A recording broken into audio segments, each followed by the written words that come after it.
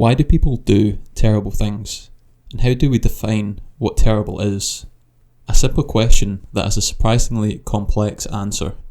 Moral relativism claims that there is no universal right or wrong, and that our idea of good and bad is only a product of our culture. Despite this, some fundamental truths can be agreed upon across different cultures and ethnic groups. Similar hierarchies of morals derived from the personal internal experience. Preservation of life is held as the most important, followed by social cohesion and civil behaviour that then allow for higher values like contribution to the group, conscientiousness and autonomy. So when it comes to morality, there is some level of underlying truth running through every culture. It is only the interpretation or context that varies. But if this is true, how can evil exist? I have come to the realisation that there is two different types of evil in the world. I aim to estrange them from the concept of relative viewpoints in order to disqualify terrible actions from being treated permissively. The claim that morality itself is not a fixed universal truth,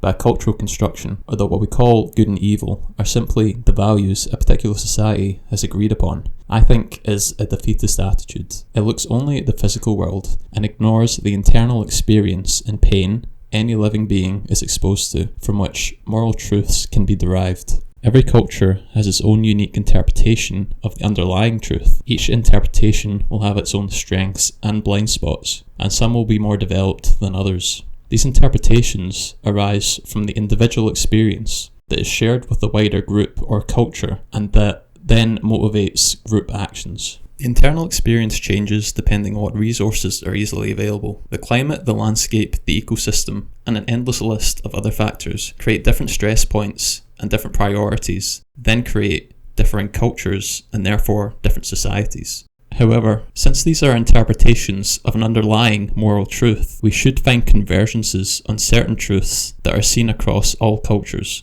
The truth that percolates through moral relativism is that by cross-examining cultures, it can shed light on certain blind spots within our own worldview and bring clarity to the truth. By ignoring moral relativism completely, we miss this crucial insight. Moral relativism has been around for centuries, but it wasn't until the 20th century it became more mainstream thought in response to World War II, and partly motivated decolonisation. Europeans believed in their own moral superiority over other cultures, and therefore enforced their own values around different parts of the world. Not only does this restrict freedoms, by doing this, the opportunity to observe your own blind spots is lost, and destroys other unique creative expressions of the underlying objective morality. Even more heartbreaking, you take away the future story of a people to grow, develop and flourish, having its own cultural revolutions and heroic moments, by having a culture forced upon them rather than inheriting something unique and storied from their ancestors. And so, moral relativism is an attempt of reconciliation after the tragedies of the 20th century, where the European superculture flew too close to the sun.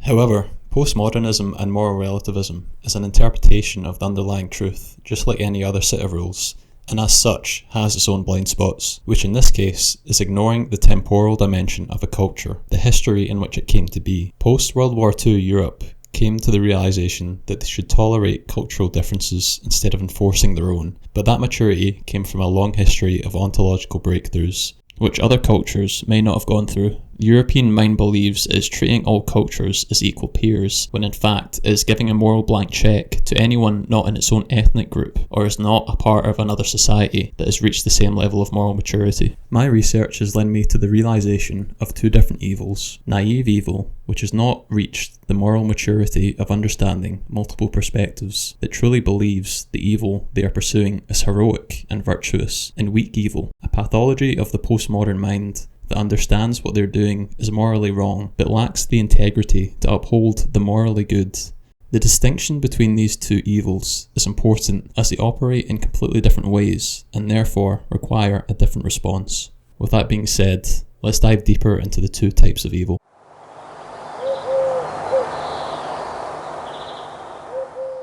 The first type of evil I'm proposing is naive evil, which has the look of someone that strongly believes in their flawed ideas and as a result shows very little internal conflict in pursuing their goal.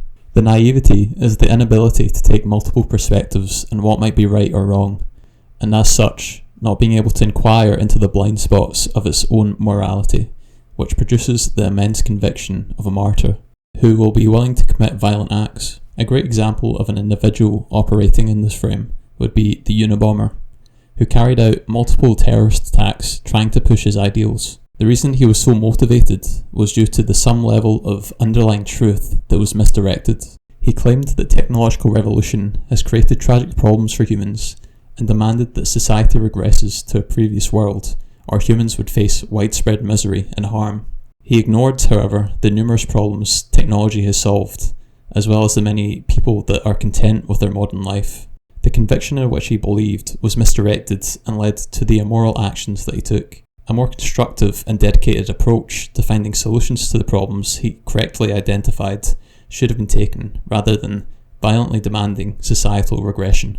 At the individual level, naive evil is contained and ideas are rejected by the wider society. At the group level, naive evil is more insidious, slow-moving and tactical, and spreading its goals to other people. The seriousness of naive evil scales exponentially with the population, since the weakness on the individual level is the rejection of the ideological proposition by the wider society. If these dangerous ideas do not reach the institutions of society, it can still be contained. Some examples of this include egocentric gangs or mafias, or group-centric cults or religious extremists. There is increased organisation and mutual acceptance of a certain moral code, but the wider society still condemns it. Because of the shared beliefs, it can lead to echo chambers and increased conviction and dedication, and causes issues like organised crime and civil unrest, and as such poses a larger threat to the layman. But these are effectively splinter groups from society, and not society itself, meaning it can be avoided and controlled to some extent by the social institutions. When naive evil is accepted by or infiltrates into institutions, it creates an explosion of widespread moral wrongdoing. The institutions of a society decide the laws and morality as they hold the power to enforce it. In such a situation, three groups of people emerge within society: the true believers, the opportunists, and the critics. The latter group is the only pushback against the flawed ideas from the inside, while also being the smallest and most powerless group. This change on the macro level happens slowly over time as new principles are fed into the public mind and normalised over time, moving farther and farther away from the original reference point of the moral codes and social norms. This makes it an insidious force that emerges rather than announcing itself. The believers are the individuals operating within that system that are not suppressing guilt or hiding their actions. They are following what they genuinely believe to be right, often with a sense of duty or even heroism. The horror is that they are blind to the other side of the issue. They include the ruling class, managers of the institutions that are enforcing the agenda or new morality, and their followers. And while these people hold the power, it is only as long as they are saying and doing the right thing. If they start trying to turn the tide, they will quickly be ousted and replaced, showcasing the symbiote nature of the collective attitude and the power of population. This dynamic presents itself when most of the society is operating at the ethno or group-centric level, and anyone acting against the group is a traitor or heretic. This is the conventional stage of ego development. Conventional here seems counterintuitive, but is not descriptive of the quality of the morals, but rather the behaviour of the individual. Conventional means that they have grown accustomed to the rules and social norms of the society and see themselves as good citizens with a sense of duty for following customs. The stage prior to this would be pre-conventional, and that takes us to the opportunists of society. They are following the true believers not because it is what they believe, but are only doing it to avoid punishment. This is because at this stage they are egocentric and they only care about their own needs above the group. They will contribute to the cause because they benefit by doing so. They may actually side with the critics in some situations, but for reasons different than that motivating the critics. They will take their side if they think it will benefit them, rather than thinking there needs to be a change for moral reasons. The critics within the society will have a higher level of ego development, making them either an expert of the culture, meaning they can differentiate its flaws from its benefits and even virtues, and building upon those with a post-conventional level of development, can take a world-centric view and understand other cultures' differences to their own. The latter will have the strongest feeling towards stopping violent acts or atrocities being committed by the regime, and may be willing to die for their own cause that is conflicting with the society. In the current cultural memory, the most prominent example of this type of evil would be the Nazi regime. The true believers genuinely absorbed the worldview that defined Jewish people and other targeted groups as subhuman, which is characteristic of the ethnic and group-centric self. Anyone outside the group is not seen as human. The same way you might see a rat is how the outgroup is seen in this case. For these individuals, there was no internal conflict. The industrialised killing was seen as heroic. They were, in their own minds, doing what duty demanded.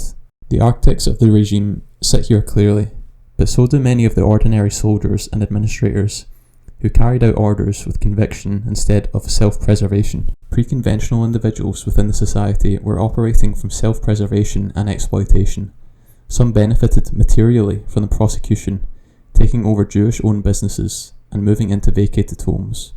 These were the people whose egocentric self-interest aided the regime as it added support to the movement, as these people would rally behind the cause due to the selfish benefits they would receive, not because of the belief in the morals of the regime. The critics were the smallest and most powerless group, and they operated at significant personal risk. Some rational level thinkers who could see the ideological flaws clearly and attempted to resist or subvert from within.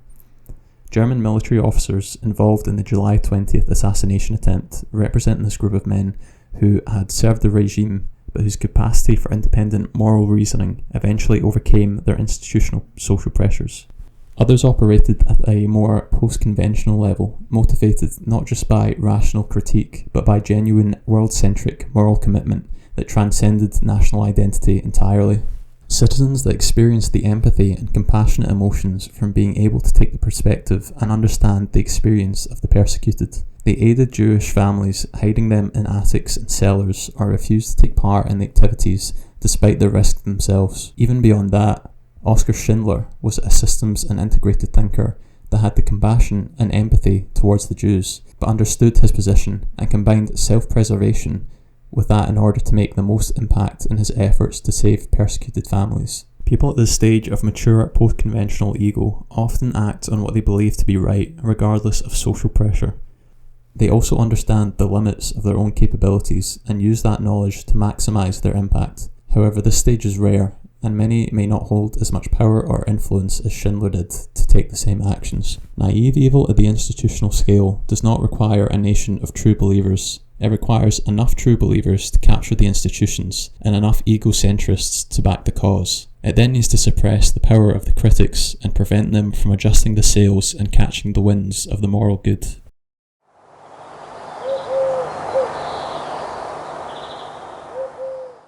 As established earlier, naive evil is distinct from the second type of evil I propose. Naive evil is enabled by the pre-conventional opportunists and the true believers at the conventional level. Weak evil, however, emerges as a pathology from the post-conventional level, specifically when the ego has failed to integrate the lessons of every stage correctly, which allows evil to manifest even when the characteristics associated with a post-conventional individual are compassionate, understanding, and multi-perspectival. It's because these same characteristics take too much influence and suppress the ideas of moral enforcement, and it fails to understand the temporal and individual dimensions of the development of others, and assumes that everyone is a well-meaning, compassionate individual, and as such every person can self-author their own moral rules along the lines of the true moral good. Ironically, the pathological driving force is the enforcement of the idea that everybody is acting in good faith and at a world-centric level. In reality, some people are acting in the interests of themselves, some are acting in the interests of their group. Acting according to a self-authored interpretation of the underlying moral truth of the universe is in fact quite rare.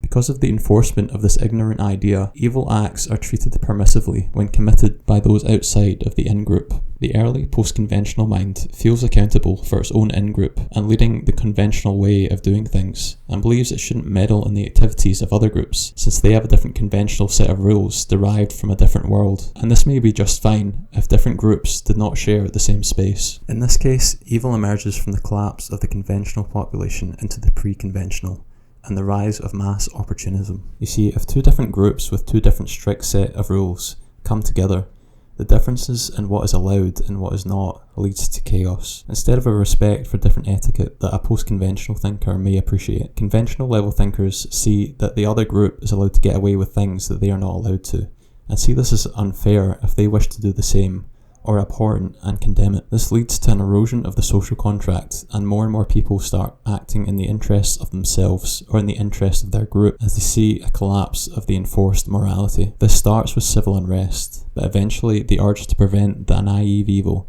seeded in ethnocentrism by the post-conventional mind creates fertile land for the intergroup violence and atrocities it seeks to prevent. Weak evil lacks the strength and integrity to enforce its own morality, a lack of conviction that it is frightened of after it has grown past an ethnocentric state of mind that thrives on the enforcement of its own self-righteousness. The evil here is that they have accumulated knowledge of morality, but cannot use it to shape the world.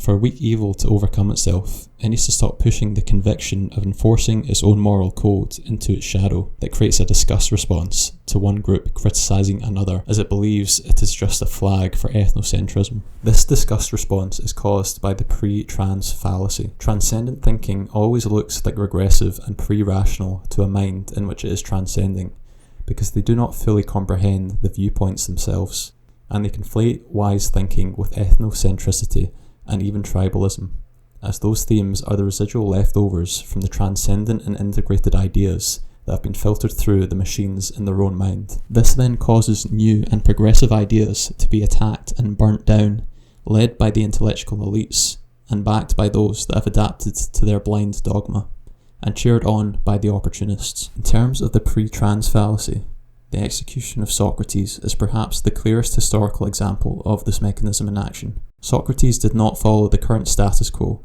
and looked for truth further beyond the current culture's understanding.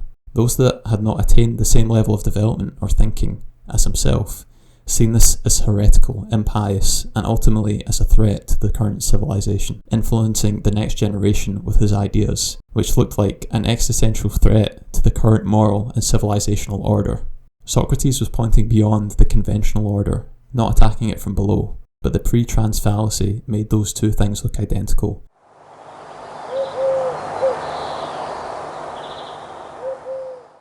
Gaining the courage to uphold the morals you see as true, accepting the fact that you may make mistakes can be daunting and lead to internal conflict of guilt and what seems like being ruthless. This is because in the early postmodern mind, compassion and understanding rules all, which manifests itself through a spiritual intuition that all life comes from the same source, and takes the stance that every human is a blank slate that is shaped by cultural constructs. What this worldview gets wrong, however, is the ignorance of the temporal dimension and internal development of each individual. The postmodernist did not embody its own worldview overnight. It was through a variety of complex life experiences and struggle to make peace or understand them, which has built the mental machines that shape and filter what they now experience in the world. In simple terms, not everyone has gone through these layers of realizations, so therefore some viewpoints are more tested and mature than others.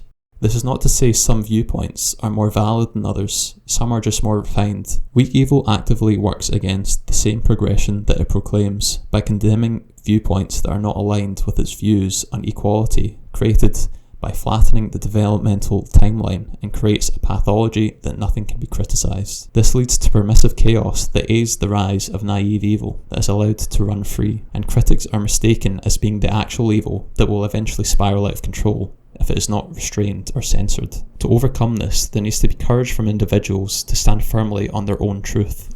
To take action upon this, when you encounter an idea or an individual that seems to be pushing back against the tolerant and multi-perspectival consensus, before condemning it, consider that it may be a real interpretation of the moral truth. Ask yourself, is there concealment driving it, or an open conviction that stands up to scrutiny? Is the moral enforcement being proposed closed or dogmatic, treating its own interpretation as the final word, or does it acknowledge itself as one reading of an underlying truth it does not fully own? And the most important point, is the outgroup being dehumanized, or is the boundary being drawn on the basis of behaviour rather than identity? And this is the fatal flaw of the postmodern mind. It sees criticism of the outgroup as irrational and barbaric, which it can be, but it can also be genuine criticism of practices and social norms that seem to contradict the underlying moral order. Condemning all criticism can only lead to stagnation at best, and more likely regression into chaos. To ignore social pressure and to stand on your own mature truth seems like a small step, but the forces pushing against it are fierce. To push back against weak evil, you first need to decide what you think is right, your own interpretation of the underlying true moral order. And that takes time, self-awareness and humility. You need to walk the path along the cliff's edge of conviction without falling into the pit of dogma. To take this step is to step in the shoes of a hero and stand up for what you believe in. But before you can do that, you need to be able to stand on your own 2 feet, look the opposition in their eyes, and declare that you disagree. And that is the first step in becoming a hero of the world, to decipher your own truth and proclaim it to the world. This channel is dedicated to the journey of ego development for the individual, so that the collective whole can become more harmonious. If this video resonates with you, please consider subscribing to the channel for future videos, where I will discuss topics such as ego development, metaphysics, psychology, and my own philosophy.